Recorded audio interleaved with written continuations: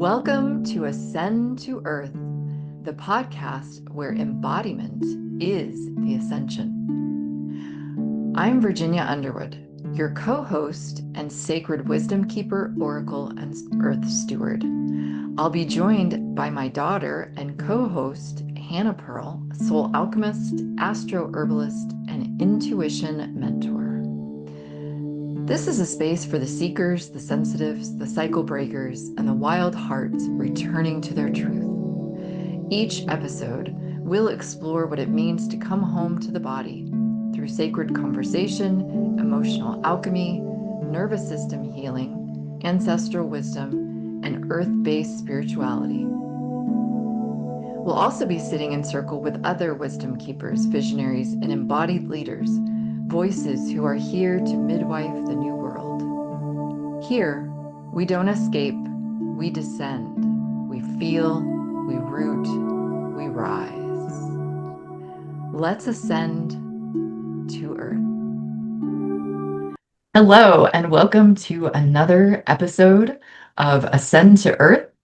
Today, we are going to be talking about addiction, but not in terms of addiction of substances, but addiction as the soul wound, the split between the masculine and feminine energies within us.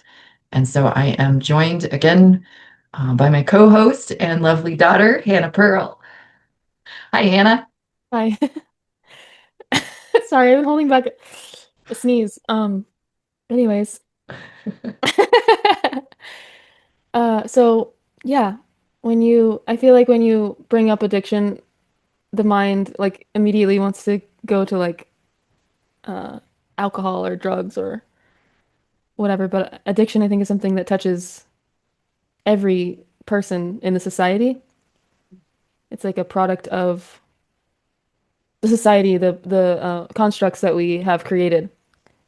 We're like so disconnected from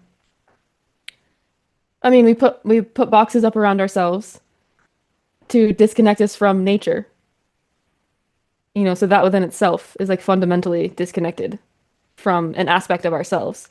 And it's mother nature, so the feminine aspect of ourselves, and these walls are very masculine, so we're like, Square, very line, linear. yeah, there's hard corners and edges and so just even that within itself, we're living disconnected from that feminine. And so I think there's like a part of us that feels that. We might not be conscious of what that is.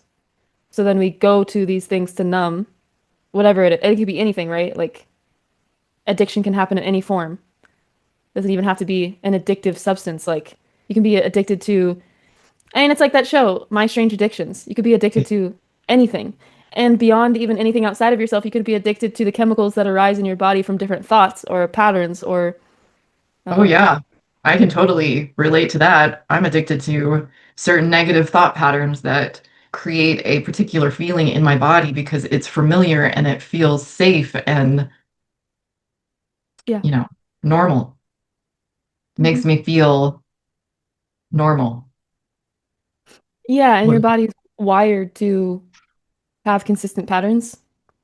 Like if you're used to something or it comes up a lot, then it creates a normalcy. It becomes comfortable, whether it's healthy or not, whether it's helpful or not. It's become regular. Your body can predict it. Your body can uh, knows that you have these certain parameters with this feeling or this experience, and so you recreate it over and over and over again because it's easy because you know. I think because of the predictability. So the thought actually changing a pattern is very unpredictable and brings up the self-defense or the nervous system response to disassociate or um, fight or flight or, all of those different responses. Right. So let's go back and talk about like this as a soul wound in terms of, like the deeper part of this. We feel disconnected. You started to talk about it with Mother Nature, right? Like we feel disconnected because we're not in touch with the feminine aspect of ourselves. We're in this very masculine box where in this masculine world that's very focused on taking action and, um, outward success, financial gain, like all these material and physical kind of um, like we're looking for this External. idea of success, right? But yet, as you started to talk about, we're disconnected from that mother aspect, that feminine quality, that ability to go into the darkness and to look at these places of disconnection. We, um, it's like we're so focused on that outward goal of achieving something that we can't be still. We can't have downtime. We can't um, sit with ourselves. We can't feel our feelings. We've got to be doing something. And then when there is downtime or we finish something or we're working on creating that new pattern, there's that void that we have to go to in order to touch the darkness or create something new, right? Mhm.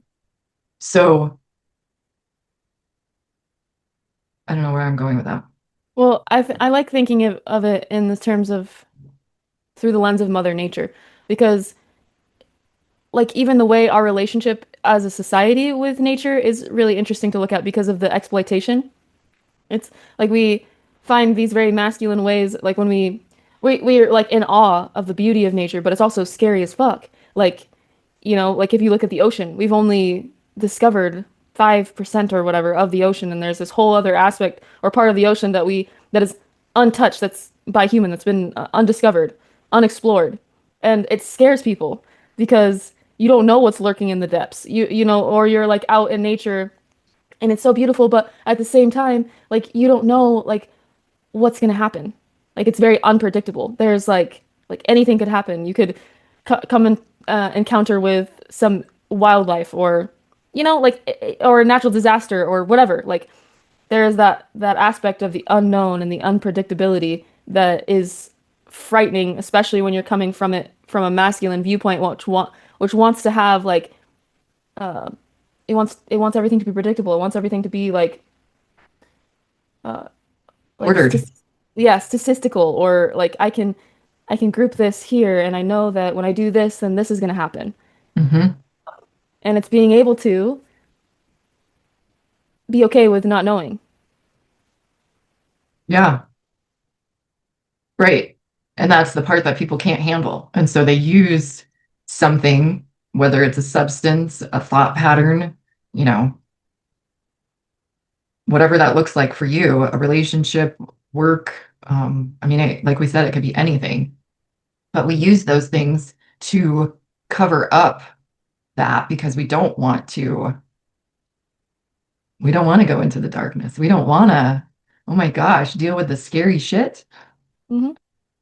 We're trying to fill the void. We're trying to fill or, avoid. We're avoiding the void. Like we don't want to go there. So we're trying to find things to numb and distract and disassociate so that we don't have to look at it. We don't have to be in it. We don't have to feel it. And but then it's always there. So then you have to keep going back and reaching for this thing or doing this pattern or whatever and that's where the addiction like takes over Right. because But you what you we're need really what we're really searching for is that connection. yeah. Well, and if you think about the feminine aspect of being a human, it is the part of you that's wild, that's untamed, that can't be labeled, that doesn't want to be exploited, that doesn't, fit into a box, that is like unique unto itself and beautiful because of that. Um, Not because of some standard or whatever. Like these That you can't measure these parts of that. Like there's something about us as humans that you can't measure. There's something about nature that you can't measure. And when we like can we accept that about ourselves? Like can you accept that part of you that doesn't want to fucking do X, Y, and Z, that doesn't want to um, live to some standard or measurement of what success or fulfillment or whatever looks like, can you let yourself go wild and not try to fix it or hide it or, you Or know what I'm cage saying? it. Yeah, exactly. Yes. Because then what happens to a caged animal? Well, and I think we see this in our society with children. As I've watched you raising Avery, I've reflected a lot on raising you. And I can remember when you were little, we were still very much steeped in the children are seen but not heard. So, for example, going to a restaurant, you know, it was um, always nerve-wracking to me to go to a restaurant with you, not you per se, but your brother for sure, because he was unpredictable. He was just gonna yell or, say something strange to the waiter or who knows. But or like he would jump on the seating or get up and try to run around. And that was not acceptable. And so it was always very much like, I've got to contain, I've got to, keep this kid in line and then reprimand him and make him feel small. And you've got to stay in this box and you've got to, keep your voice quiet. You can't be loud. You can't be a kid, right? You've got to be this little adult sitting in this place. And now the more people are waking up and realizing how much that closed off that wild part, that essence of who they were, parents like yourself are raising their children in a different way. You're not making him conform to society's standards. You're allowing him to express himself, hopefully within, you know, safe boundaries, right? But allowing him to be himself. And if he's loud, he's loud. Like we have these amazing full moon events where the community comes together and instead of the children, don't talk, don't, Be quiet, yeah, whatever. be quiet, just sit over here and watch. These kids are part of the action. They're part of the event. And if they want to come in and drum, they can drum. If they want to scream, it's not be quiet and don't do that. It's, hey, look, we have child energy here. And look at how it's adding to the energy that we're creating as this community because they're just as much as part of it. And their wildness, their voice is just as important and so important that we don't push it down. And because that's I think where this disconnect starts that creates the forms of addiction because when you're allowed to express and be that free, that wildness and to be celebrated mm, for who you are like that, then you feel that connection to yourself. Hmm. Then you It can doesn't. you can accept yourself for all of who you are.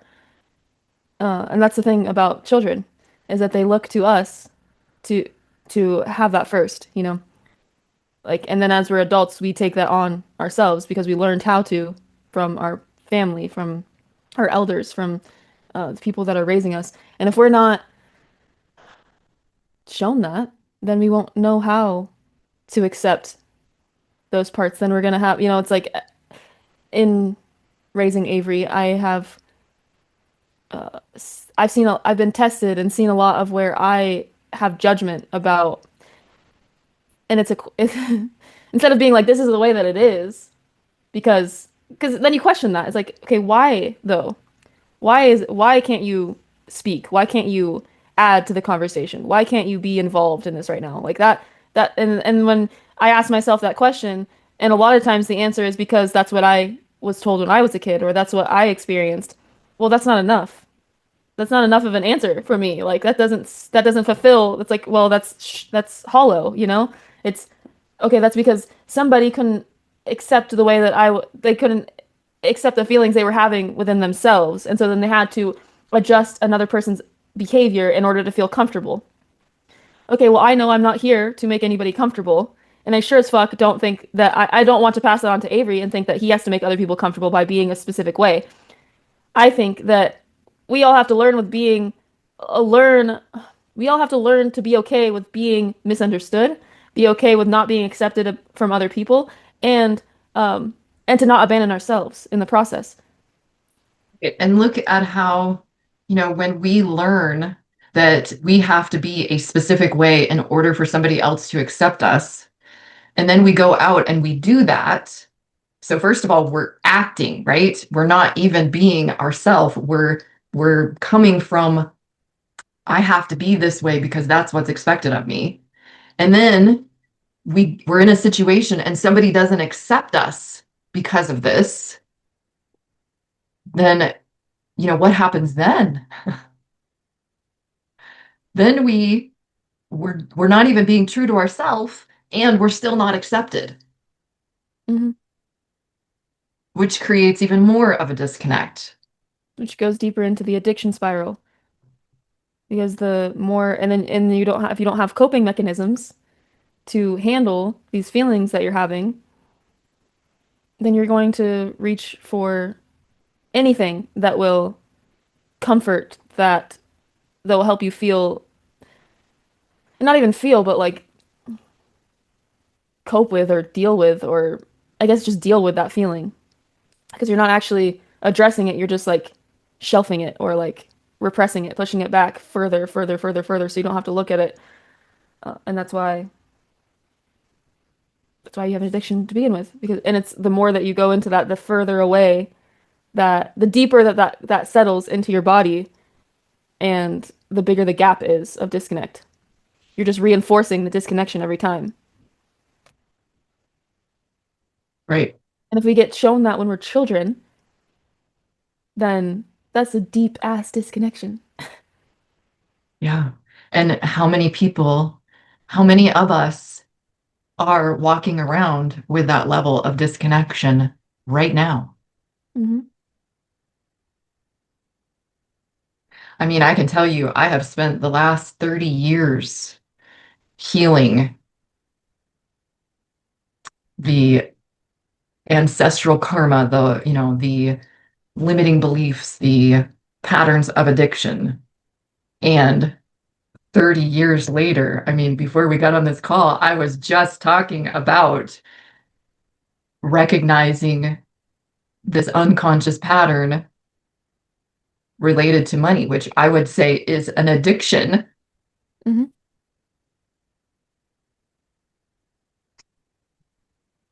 Yeah, it is. We're addicted to um feeling we're addicted to the boxes that we put ourselves in. The like identities, right? Like we say that this is who we are and this is my story. I'm addicted to my story. Right. And it's almost like I'm addicted to feeling distressed about my story. Like, oh, why does this keep happening to me? And why do I keep finding myself in these situations? And why, just pondering, like, why me? Like, playing the victim, you know? Yeah. Like, We become addicted to that pattern of victimization. yeah. Absolutely. And it's scary. And, I do this exercise generally once a week with a friend of mine, and it's called the deepest fear inventory.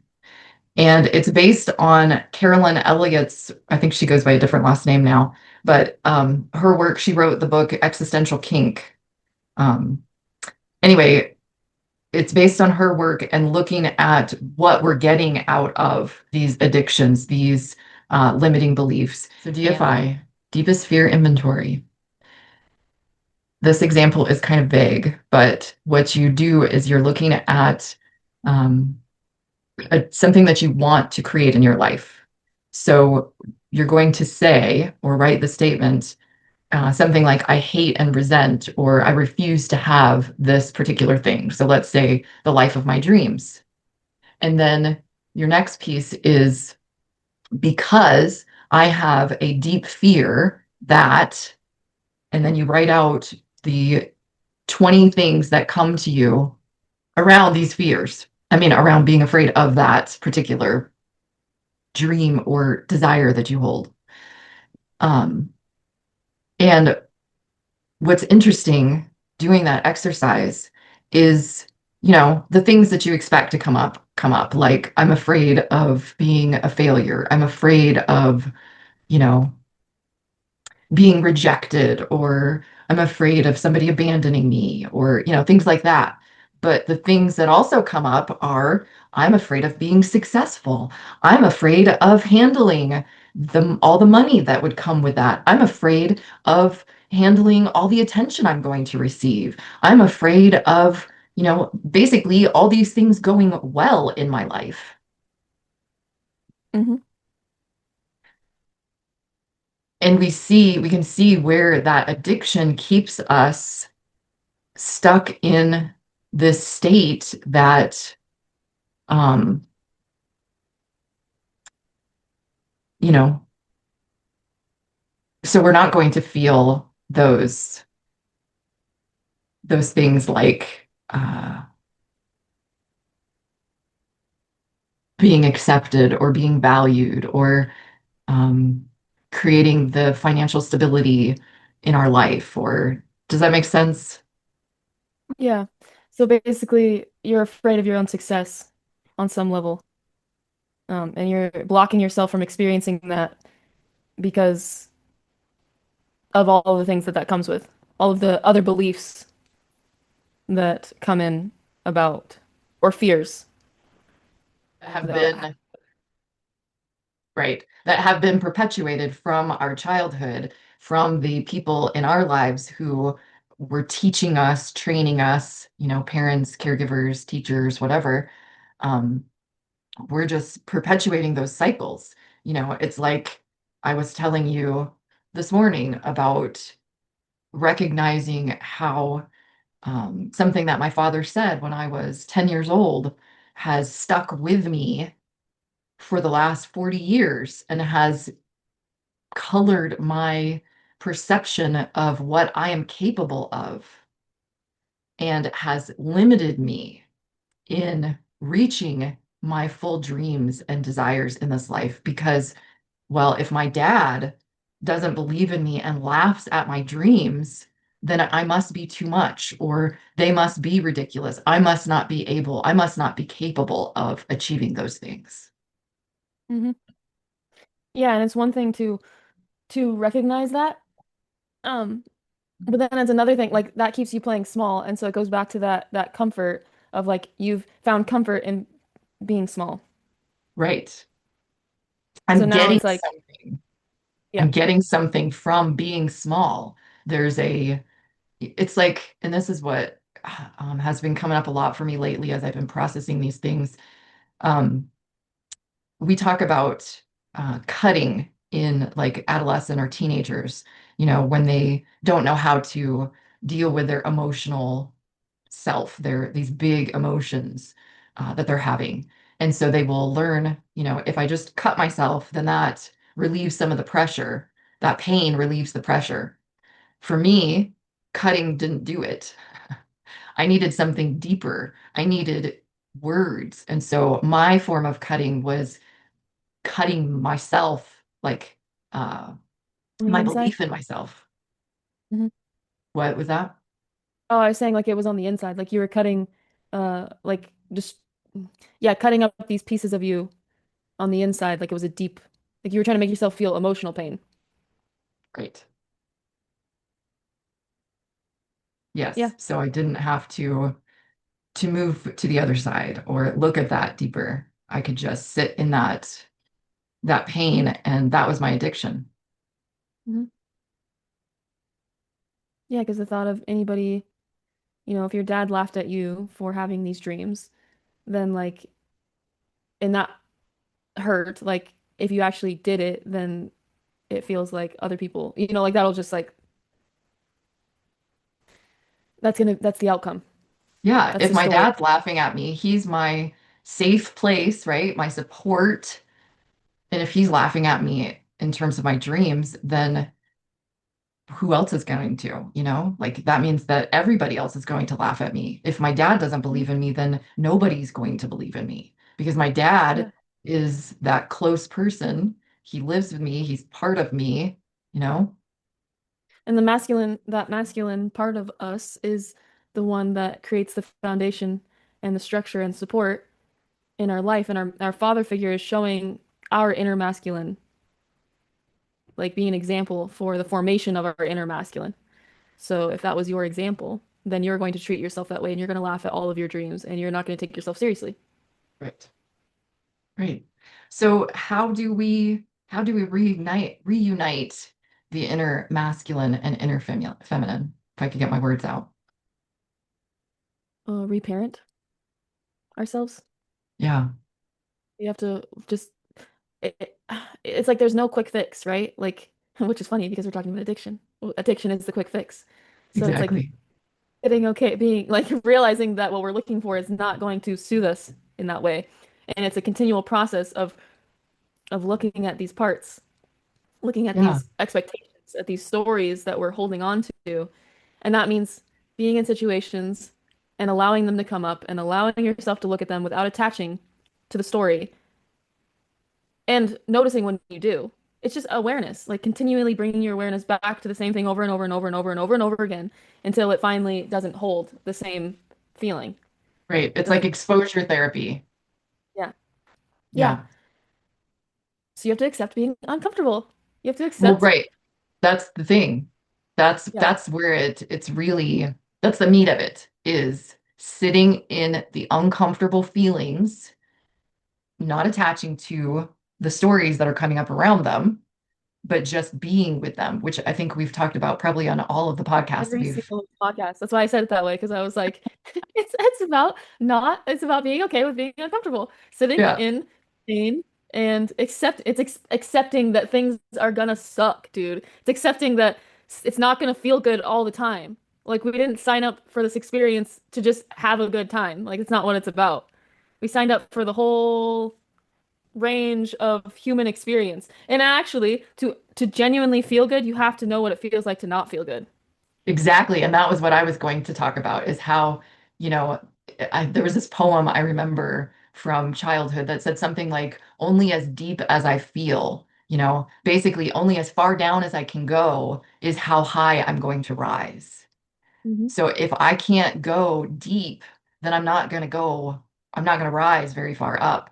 But the more that I can sit in that discomfort and to allow myself to feel it all, then in that allness, that wholeness, I am allowing myself to feel the joy and the connection and the good feelings too. Mhm. And in that within itself, you realize that you are not any of that. Yes. That you are not, it's not your experience, it's not determined on any of that. Like that's No. not who you are. Like none of those things are the truth, right? Like those are fleeting moments that change and like so why attach to any of it? And just but also allow yourself to feel it and be in it. But I also think that's what non-attachment is too. It's like just the allowance of letting it be there and knowing that like holding those things simultaneously. Yes. Yeah. So reparenting ourselves and giving that child what it didn't receive. So for example, this morning when my 10-year-old was crying about, what my father said to me, I went back in and I held her and I told her, "Hey, I love you and I believe in you. And that thing that you are dreaming about, that's important. And if that's something that you want to achieve, then I'm going to be there for you and I'm going to hold you and I'm going to support you through that. I'm not going to abandon you and I'm not going to laugh at you because you hold this dream." Hmm. Yeah, like the other day I did a journey and I asked what my inner child needed. And I think especially if we're dealing with wounds around our parents not acknowledging or accepting us for who we are, part of that reparenting is literally taking time every day or however how whatever that looks like. But taking time to ask your inner child what they need and honoring that. If that means you do something totally silly and ridiculous that day because, or that's your judgment, like, I mean, that shows you where your judgment is, right? Right? And fucking do it, you know? Like, go play in the mud. And even if you're 40 years old, like, who gives a shit? Go. In fact, the only person that gives a shit is you. So just go and play in the mud and do whatever your inner child didn't get to do because they got reprimanded or they got scolded or put in a box for their curiosity or their whatever. It's like honor that part of you. And if you can get that out of your system, then those parts of you, I don't know, this makes me think of initiation and how like a lot of us were not initiated into different phases of our life. Like if you look at other cultures, like more indigenous cultures around the world, they usually have like initiation processes of like moving from one phase of life into another. Um, and in the United States, in the society that we live in, like we didn't get initiated into out of a childhood. We're still holding on to these childhood wounds. We're still holding on to like we're just big kids now. Hmm. That's so true. We Yeah. Yeah. You look at, it's funny, this is just an example, but you look at like little boys playing with trucks and all the things. And now there's like big boys that have big trucks and they're all still just playing. Like it's all just playing because we're still trying to play out those parts of ourselves that got repressed.